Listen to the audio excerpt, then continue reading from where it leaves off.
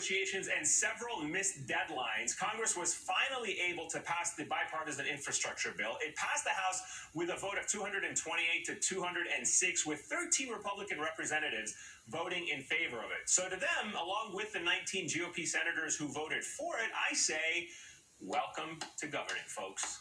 Until now, the GOP hasn't really done anything of substance. That remained largely true in their statewide election campaigns centered around phony moral panics.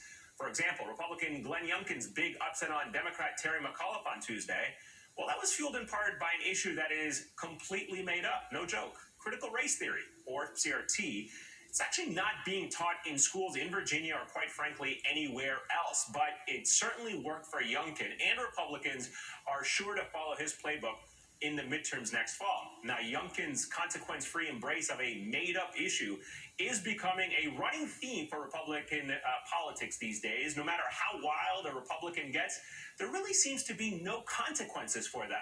Missouri Senator Josh Hawley gave an impassioned speech about how the left is supposedly trying to, quote, give us a world beyond men.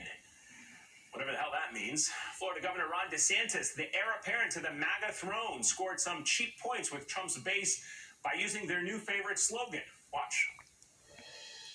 When you look at the Biden, the Brandon administration in terms of what they're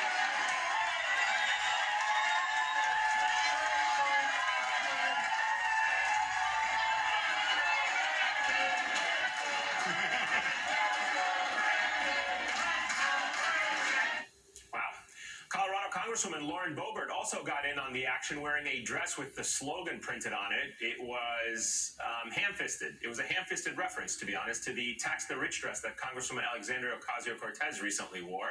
Here's the thing, though. Boebert, AOC's Tax the Rich dress, the dress that she wore, it was actually meant to raise awareness for an actual policy intended to help the middle and working class. All your dress did is raise awareness of how little class you actually have. Then there's Florida Congressman Matt Gaetz, upset that he has to pass through metal detectors to enter the House chamber. Listen to what he said at a campaign event in Florida. I said, man, is it tanninite or C4 we want to put in those metal detectors when we blow them up? Gaetz later doubled down on his comments, tweeting, if you can't fantasize about blowing up useless metal detectors with Lauren Boebert at a Florida Halloween political rally, when can you? Not to be left out, Boebert retweeted Gaetz and said she'd happily provide the explosives. Really funny stuff, guys. Super appropriate and not at all offensive to the people